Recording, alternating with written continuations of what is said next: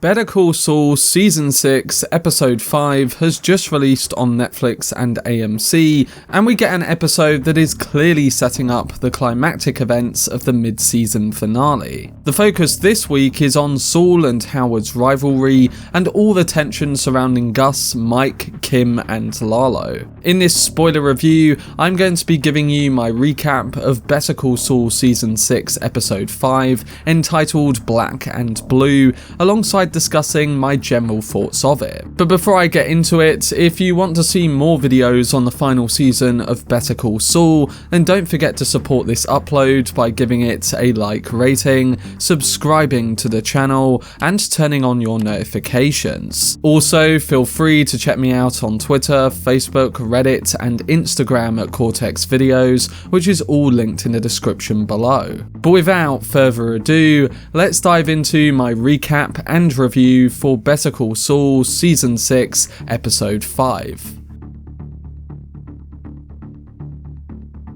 So similar to last week, Better Call Saul Season 6 Episode 5 is one that's more exposition filled and brings everything down a few notches before we really feel the heat in the next two. It's one that gives us a moment to breathe, but it also allows us to have a moment to think about where our characters currently are and where they might be headed in the last two episodes of Season 6 Part 1. But like I was saying last week, Better Call Saul doesn't really have filler because it makes the full use of its time to convey mood, the developing narrative threads, and more importantly, the current feelings of all of the characters. This is good leading into the more explosive moments, and like we saw with the build up to the death of Nacho in episode 3, I can only imagine that here it will be completely worth it too. Breaking Bad has begun for a lot of these characters, and the events this week really shows that this process is well underway. So what happened in this episode, and what does it mean for all of the central players? After meeting Mike for the first time last week and finding out that Lalo is still alive, Kim, like a few others, is really feeling the heat of all of this coming back to bite. And it's only worse that she hasn't told Jimmy yet, and he seems completely oblivious to it. We understand this right from the start of the episode, with Kim wedging a chair against their front door, staying up smoking in the middle of the night, and Jimmy thinks it's just because of Lalo's previous visit, saying he thanks God that he's now dead. Kim doesn't tell him the truth, similar to how Jimmy didn't fully explain to her what happened with him and Mike in last season's Bagman episode in the desert. And don't forget that it was Jimmy's original story of events that led to the confrontation with him, Kim, and Lalo in their apartment. When Mike saw what Kim said to Lalo during that moment, it also set in motion his line from last week, where he told her that she was made of sterner stuff. So it'll be interesting to see how this develops from the opposite side of things with Kim, and for all we know, she must have a pretty good reason for not telling Jimmy about Lalo still being alive. Maybe Mike has made her believe that she is the stronger one and that she can handle this herself, rather than scare Jimmy, potentially ruin the plan to take down Howard,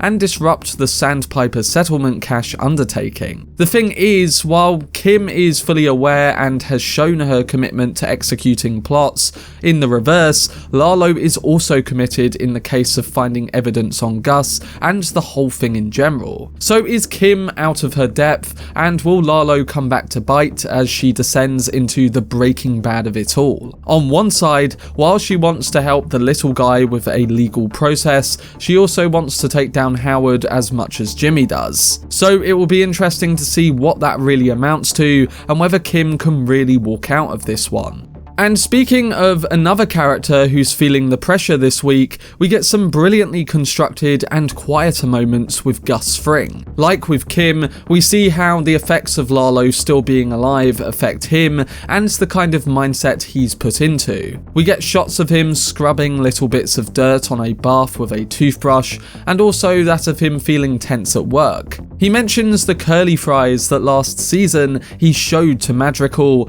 and that triggers the thought of how everything surrounding the development of the Superlab with the German workers could come back to haunt him. The only way Gus was finally calmed down was by taking a trip to the unfinished lab and planning stuff over in his mind. He measures something there and then removes what seems to be a gun from the holster around his ankle and places it within the construction tractor that lies in the lab. So does Gus think he and Lalo are eventually going to meet up there, and what is Gus really planning with it? Well, we'll have to wait and see, but what we do know come the final scene is that Gus is right about the links to Germany coming back to haunt him. And I'll return to this once we reach that final scene, which also features the return of Lalo. But before I get to that, we get quite the satisfying moments between Jimmy and Howard.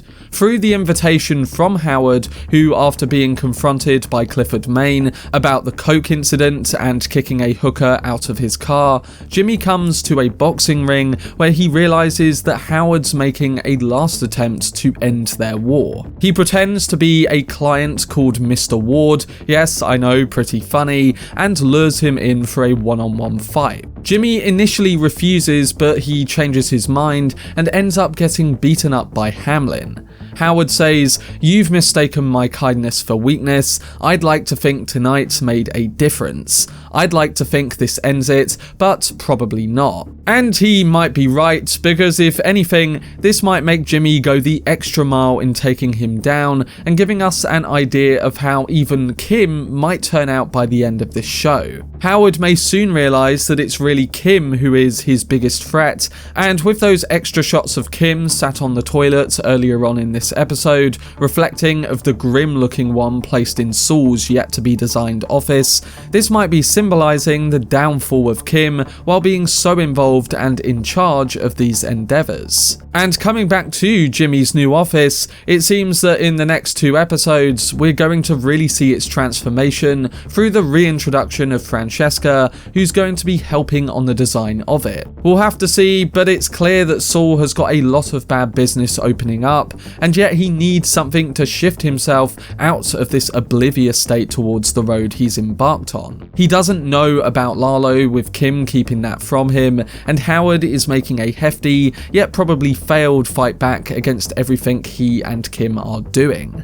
But what ends up being the most crucial part of this episode actually comes in the final sequence of events surrounding the return of Lalo. And based on what happens, this seems like it's going to make for quite the explosion when everything comes together. After the episode began with a Breaking Bad-esque cold open, we finally see what that all meant. In the musical opening, we see the manufacturing of a plaque with a ruler in it, and the German inscription on it translates to "With love, your boys." It's safe to assume that this is to do with Werner, Ziegler and his men, with the former killed by Mike back in season 4 after overseeing a team to develop the Superlab. And when we come to the ending scenes, the dots start to really connect. Lalo is back and he's now in Germany, pretending to be a rich businessman speaking to a German woman at a local bar. He poses as Ben, and it's not long before she tells him about the accidental death of her husband, with the structure they built caving in on them. We know this isn't true, as her husband is Ziegler and he was killed because he was leaking information to Gus Fring's enemies. Lalo asks her many questions and eventually walks her back home, so he can clearly know how to get into her house and uncover something about Ziegler. While she didn't let him in, the next day, Lalo breaks into her home while she's briefly out and comes across the slide rule memento from the cold open. She comes home just as he sees it, and while he prepares his gun and silencer in the chance he'd have to use it, once she arrives upstairs, Lalo has already exited through the bedroom window and off to potentially confront Gus Fring. Lalo has a definitive target in mind, fighting back against the things that previously happened, and it seems that he's really taking his time to put that into motion. But with Gus already seeing the lines lines of sight, will it be enough? Well, like a lot of the things in this episode, we'll soon find out, and it's clear that Kim and Gus are both very tense surrounding this upcoming threat, with Jimmy still oblivious to everything that might happen in the process. Once he finds out though, everything should blow up, and I think that's exactly what's going to happen in the final 2 episodes. So what did I think of Season 6, Episode 5? Well, while Black and Blue slows down the pace of Season 6, it also feels like we've reached the brief quieter moments before the mid-season finale grabs us once again. And this is okay because it's good for the viewer to be allowed to have a moment to really feel the sizzling tension and breathe in a quite perfect season thus far. And while it is slower, like I was saying, it still feels heavily important because we revisit plot points from 2 seasons ago that haven't really been acknowledged since. And what it tells us is that Vince Gilligan, Peter Gould, and all the writers and crew are making sure that they're not leaving anything open-ended. And not to mention that it was fun seeing the reappearance of Lalo Salamanca alongside that boxing match between Jimmy and Howard. It's these moments and interactions that really help you to feel the more eventful moments that I'm sure are going to boil in the next 2 episodes. Some may be disappointed by this and all the setup for what's to come, but I personally think it's crucial in getting us to really care and connect the dots with everything that's about to go down. Like how Kim repeated the words of Howard from last week to an ex-co-worker, "I'm just getting warmed up." And her decision to not tell Jimmy about Lalo and almost ignore the nice comments from someone else tells you that from this point on, there's just no escape.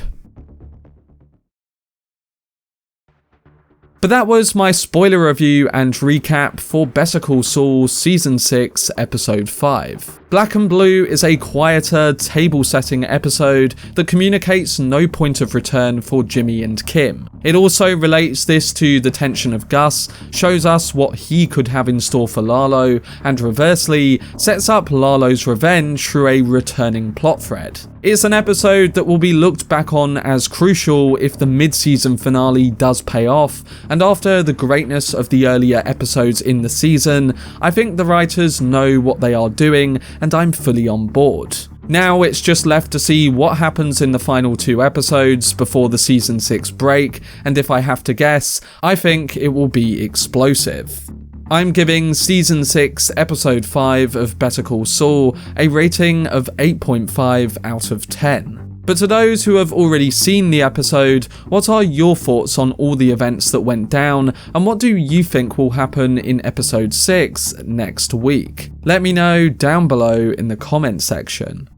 For videos on every episode of Better Call Saul Season 6, then subscribe to the channel and turn on your notifications. Also, if you enjoyed this video, remember to leave a like rating and follow me on social media via the links in the description. But anyway, I hope you guys enjoyed it. I've been Cortex, and as always, make some noise.